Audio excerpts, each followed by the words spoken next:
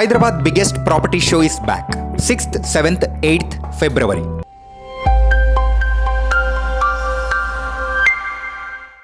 అందరికీ నమస్కారం. గత 12 సంవత్సరాలుగా తెలంగాణలో ఒక బానిస ప్రభుత్వం కొనసాగుతూ ఉన్నాయి. 10 సంవత్సరాల పాటు బీఆర్ఎస్ ప్రభుత్వము గత 26 నెలలుగా మరి కాంగ్రెస్ పార్టీ ప్రభుత్వము ఈ తెలంగాణ రాష్ట్రంలో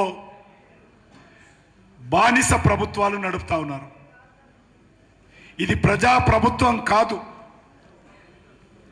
మజ్లిస్ పార్టీ కనిసైగల్లో పనిచేసేటువంటి బానిస ప్రభుత్వాలు గతంలో బీఆర్ఎస్ నడిపింది. ఈరోజు మరి కాంగ్రెస్ పార్టీ నడుపుతా ఉంది. మజ్లిస్ పార్టీ ఓట్ల కోసం, మజ్లిస్ పార్టీ సమర్థన కోసం తెలంగాణ ప్రజల ఆత్మ గౌరవాన్ని మజ్లిస్ పార్టీకి, దారు సలాంకు, ఓవైసీ బ్రదర్స్కు తాకట్టు పెట్టారని సందర్భంగా మనం చేస్తా ఉన్నాను. ఈరోజు అనేక విషయాలు రాష్ట్ర అధ్యక్షుల వారు చెప్పారు. ఈ రాష్ట్రంలో చాలా అభివృద్ధి జరిగింది. ఈ 2 పార్టీల హయాంలో అభివృద్ధి అంటే అవినీతి, అభివృద్ధి అంటే భూముల అమ్మకము, అభివృద్ధి అంటే బీరు, బ్రాండీ, గంజాయి విరివిగా సప్లై చేయడం. ఈరోజు ఈ ప్రభుత్వము ఆర్థిక వనరులు ఒకటి భవిష్యత్తు తరాల కోసం ఉన్నటువంటి భూములను ఎక్కడికక్కడ తాకట్టు పెట్టి అమ్మేస్తా ఉన్నారు. ప్రజల ఆరోగ్యాన్ని కొల్లగొడుతూ, ప్రజల జేబులకు చిల్లులు వేస్తూ ఈ ప్రభుత్వము గ్రామ గ్రామాన బీఆర్ఎస్ పార్టీ, కాంగ్రెస్ పార్టీ పోటీలు పడి బీరు, బ్రాండీ సప్లై చేస్తూ ఉన్నారు. లక్షలాది కుటుంబాలు పతనమైపోతున్నాయి గ్రామాల్లో. కానీ ప్రభుత్వము ఖాతరు చేయడం లేదు. ప్రభుత్వానికి కావాల్సింది రెవెన్యూ. కుటుంబాలు పతనమైన, పేద ప్రజలు ఛిద్రమైన, ప్రజల ఆర్థిక వ్యవస్థ చిన్నాభిన్నమైన ఈ ప్రభుత్వానికి కావలసింది ఆర్థిక వనరులు. ఈరోజు విశ్వవిద్యాలయాల భూములు ఏ రకంగా కొల్లగొట్టే ప్రయత్నం చేసిందో, మరి విద్యార్థులు, మీడియా ఏ రకంగా ప్రభుత్వాన్ని వ్యతిరేకంగా స్పందించారో మీరు స్వయంగా చూశారు. అది సెంట్రల్ యూనివర్సిటీ కావచ్చు, మౌలానా ఆజాద్ విశ్వవిద్యాలయానికి సంబంధించినటువంటి భూములు కావచ్చు, భవిష్యత్తు తరాల కోసం పెట్టినటువంటి అనేక భూములను ఏ రకంగా అమ్మేటువంటి అంగట్లో పెట్టి కూర్చుందో మనం చూస్తూ ఉన్నాం. నేను ముఖ్యమంత్రిగా ఉన్నప్పుడు ప్రభుత్వం నడిస్తే చాలు, మా ప్రభుత్వం ఉన్నన్ని రోజులు నడిస్తే చాలు, ఈ తెలంగాణ ఏమైపోయినా పర్వాలేదని BRS party KCR, Congress party Revanth Reddy వ్యవహరిస్తూ ఉన్నారు. ఎక్కడ చూసినా భూముల అమ్మకం. అందుకే మిగులు బడ్జెట్తో ఉన్నటువంటి తెలంగాణ ఈరోజు 2 పార్టీలు అప్పులు చేయడంలో పోటీలు పడ్డారు. ఉదయం లేస్తే సాయంకాలం వరకు ఒకటే ఎజెండా. భూములు ఏ రకంగా అమ్మాలి, బీరు, బ్రాండ్ ఏ రకంగా అమ్మాలి, అప్పులు ఏ రకంగా చేయాలి, ఏ రకంగా ప్రజాధనాన్ని దోపిడీ చేయాలి. గత ప్రభుత్వాలు చూసాం. బీఆర్ఎస్ ప్రభుత్వం ఏ రకంగా వేలాది కోట్ల రూపాయలు దుర్వినియోగం చేసిందో, ప్రజాధనాన్ని దోపిడీ చేసిందో మనం చూసాం. మరి ఈరోజు కాంగ్రెస్ పార్టీ కూడా అదే పద్ధతిలో ముందుకెళ్తా ఉంది. ఈరోజు ఇంతకుముందు రాష్ట్ర అధ్యక్షులు వారు చెప్పారు, ఏ మంత్రిని కలిసినా ఇంకో మంత్రికి సంబంధించినటువంటి అవినీతి కుంభకోణాల గురించి, ఇంకో మంత్రి చేస్తున్నటువంటి దోపిడీ గురించి, వాళ్ళ సహచరుల గురించి మీకే అందరికీ ఏ రకంగా వివరిస్తున్నారో మనం చూస్తూ ఉన్నాం. ఇంత దిగజారిన ప్రభుత్వము, ఇంత అవినీతి ప్రభుత్వము మరి గతంలో బీఆర్ఎస్ను చూశాము, ఈరోజు కాంగ్రెస్ను చూస్తున్నాం. ఏ మాత్రం ఈ రాష్ట్రంలో కాంగ్రెస్ పార్టీ వచ్చిన తర్వాత మార్పు రాలా. అదే కుటుంబ పరిపాలన, అదే అవినీతి పాలన, అదే దోపిడీ పాలన, అదే రకమైనటువంటి భూముల అమ్మకము, అదే రకమైనటువంటి బీరు బ్రాండీలతో ప్రజలను పూర్తిగా దోచుకోవడము. ఈ రెండు పార్టీలు పోటీలు పడి అప్పులు చేయడమే మనం చూస్తూ ఉన్నాం.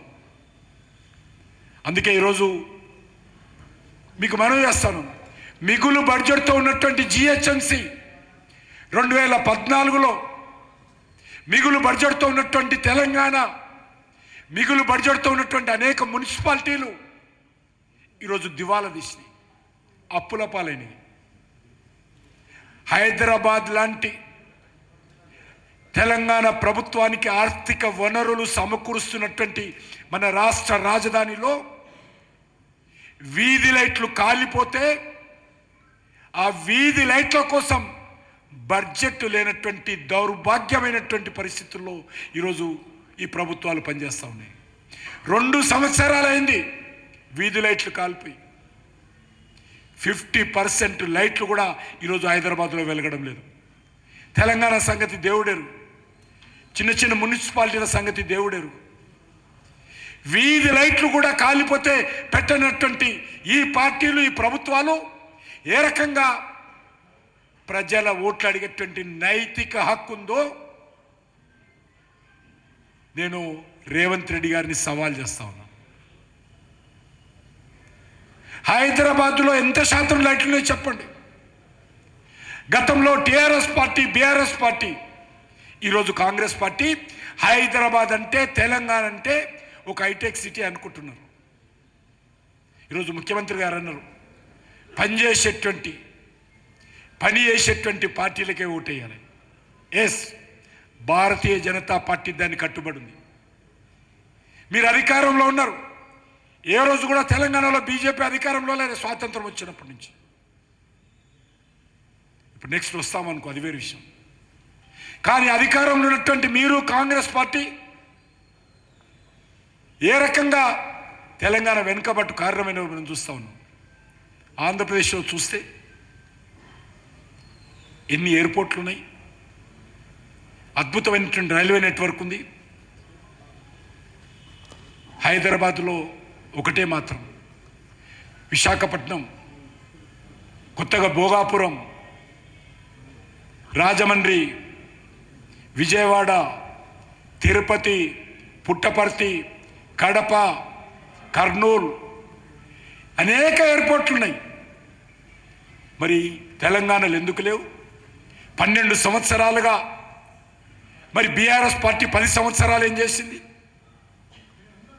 కాబట్టి ఈ సందర్భంగా మనవి చేస్తా ఉన్నాను, ఈరోజు పరిస్థితి ఏ రకంగా ఉందంటే, నేను ఇప్పుడే పాదయాత్ర చేసి వస్తున్నాను. ఒక రిటైర్మెంట్ ఆఫీసర్, వీడియో కూడా తయారు చేశాను. ఒక రిటైర్మెంట్ ఆఫీసర్ నా దగ్గరకు వచ్చి అడుగుతా ఉన్నాడు, నరసింహ బస్తీ నల్లకుంటలో, సార్ నా రిటైర్మెంట్ బెనిఫిట్స్ ఏంటని. రిటైర్ అయినటువంటి ఉద్యోగస్తులకు సంబంధించినటువంటి రిటైర్మెంట్ బెనిఫిట్స్ కూడా ఈరోజు ఇవ్వలేనటువంటి పరిస్థితి. 5 డిఏలు పెండింగ్ ఉన్నాయి ఉద్యోగస్తులు. పిఆర్సి అడ్రస్ లేదు. మరి ఏది ప్రజాప్రభుత్వమో, ఎవరిది పనిచేసే ప్రభుత్వమో ముఖ్యమంత్రి గారు చెప్పాలి. అందుకే ఈరోజు తెలంగాణ ప్రభుత్వ పరిస్థితి ఈ రకంగా ఉంది, తెలంగాణ అభివృద్ధి పరిస్థితి ఈ రకంగా ఉంది. మరొక దిక్కు దేశంలో ఏ ఎన్నికలు జరిగినా కాంగ్రెస్ పార్టీకి తెలంగాణ నుంచి దోచుకున్నటువంటి, తెలంగాణ ప్రజల నుంచి దోచుకున్నటువంటి డబ్బును ఈరోజు కాంగ్రెస్ పార్టీకి వెళ్తా ఉంది. వీధి లైట్ల కోసం డబ్బులు ఉండవు, కానీ తెలంగాణలో దోచుకున్నటువంటి డబ్బుకు కాంగ్రెస్ పార్టీకి వందల వేల కోట్లు పంపిస్తున్నారు.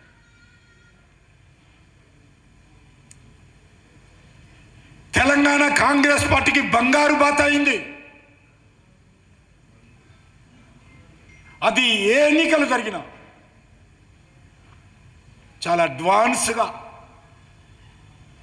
అడ్వాన్స్గా పంపిస్తున్నారు. ఇక్కడ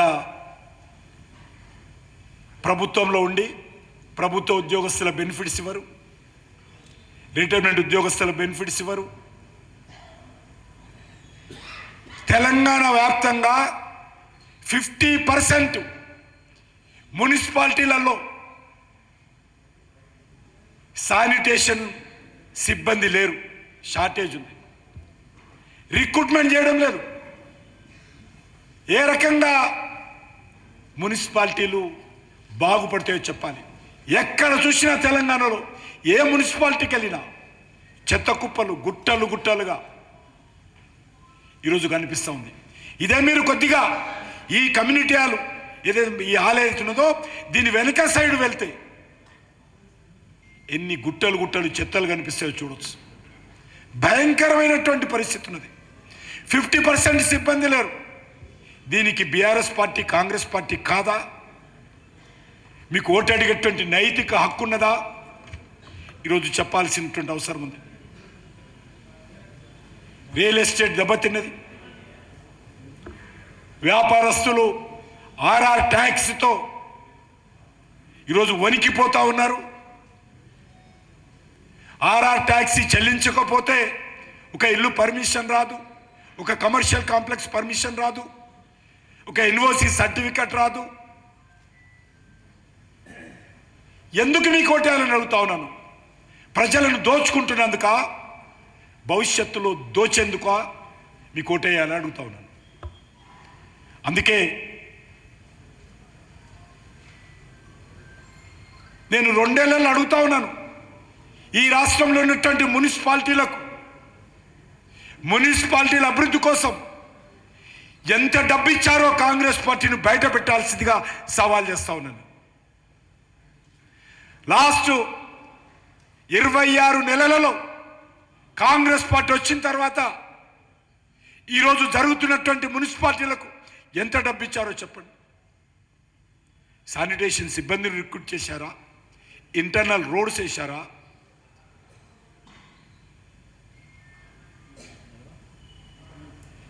మరి ఎందుకు మీరు ఓటు అడుగుతున్నారో చెప్పాల్సినటువంటి అవసరం ఉంది.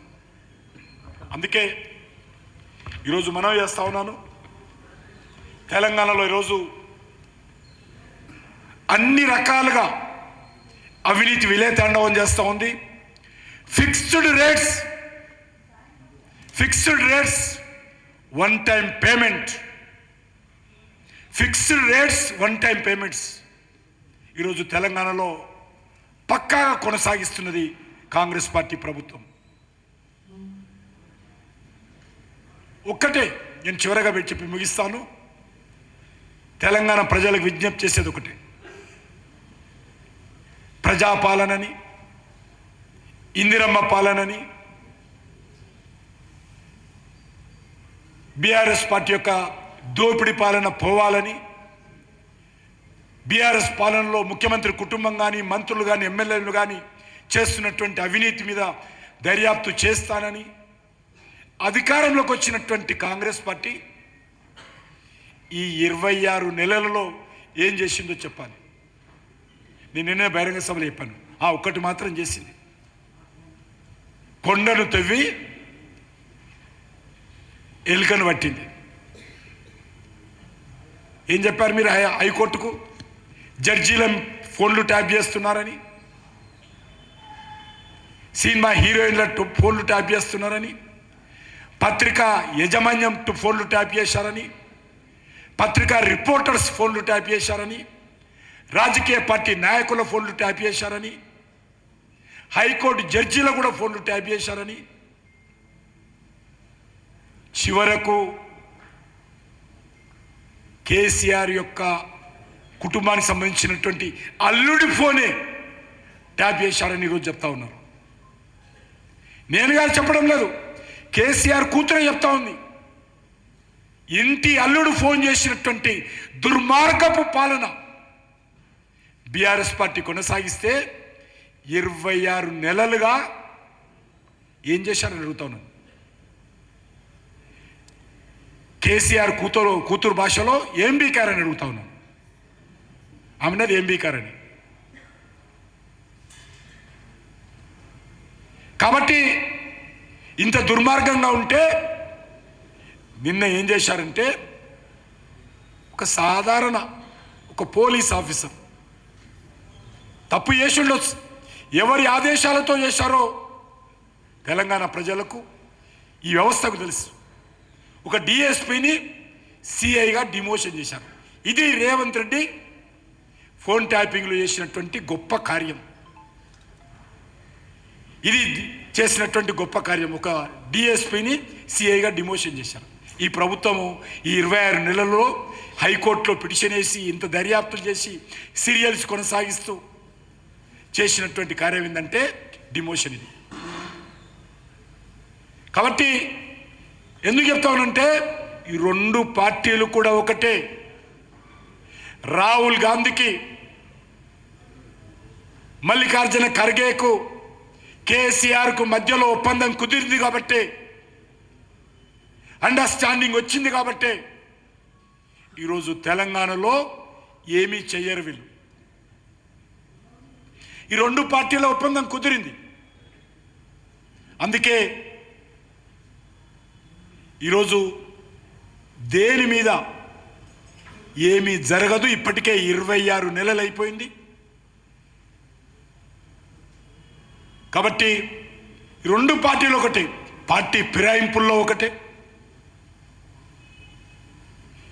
ఈరోజు కౌన్సిలర్స్ గెలిచినా బీఆర్ఎస్ పార్టీ ఒక్కడు గెలిచినా కాంగ్రెస్కి వెళ్తారు. వైస్ చైర్మన్లు గెలిచినా కాంగ్రెస్కి వెళ్తారు. మున్సిపల్ చైర్మన్లు గెలిచినా బీఆర్ఎస్ వాళ్ళు కాంగ్రెస్కి వెళ్తారు. మన హైదరాబాద్లో చూస్తున్నాం కదా, బీఆర్ఎస్ పార్టీ మేయర్ ఈ జిహెచ్ఎంసి స్టేట్ క్యాపిటల్ మేయరే బీఆర్ఎస్ తోటి గెలిచి కాంగ్రెస్ పార్టీలో చేరితే ఈరోజు బీఆర్ఎస్ పార్టీకి ఎందుకు ఓటేయాలి, కాంగ్రెస్ పార్టీకి ఎందుకు ఓటేయాలి, ఈరోజు తెలంగాణ ప్రజలు ఆలోచన చేయాలి. ఈ రెండు పార్టీలు కూడా ఫిరాయింపుల పార్టీలు, ఫిరాయింపులను ప్రోత్సహించేటువంటి పార్టీలు. ఈ రెండు పార్టీలు ఒకటే. ఏ పార్టీకి ఓటేసినా అది కారు గుర్తుకేస్తే కాంగ్రెస్కి వేసినట్టే, అది కాంగ్రెస్కి వేస్తే కారు గుర్తుకేసినట్టే. రేవంత్ రెడ్డికి వేసినా, రాహుల్ గాంధీకి వేసినా, కేసీఆర్కి వేసినా ఒకటే అనే విషయాన్ని ఈ సందర్భంగా మునిస్తున్నాం. కాబట్టి కాంగ్రెస్ పార్టీ మార్పు అన్నది మున్సిపాలిటీలలో మార్పు రాదు, పరిపాలనలో మార్పు రాదు. అందుకే ఈరోజు భారతీయ జనతా పార్టీ తరఫున తెలంగాణ ప్రజానీకాన్ని కోరుతా ఉన్నాం. Save Telangana, support BJP. Save Telangana, elect BJP. Save Telangana, save Telangana people. అందుకే మా అధ్యక్షుల వారు చెప్పారు, మీరు కూడా అందరూ కూడా 7878783030కు మీరు రింగ్ ఇచ్చి సపోర్ట్ చేయాల్సిందిగా మీ అందరిని కోరుకుంటూ సెలవు తీసుకుంటున్నాను. అందరు కూడా ఈ నెంబర్కి మిస్డ్ కాల్ ఇవ్వాల్సిందిగా విజ్ఞప్తి చేస్తున్నాను.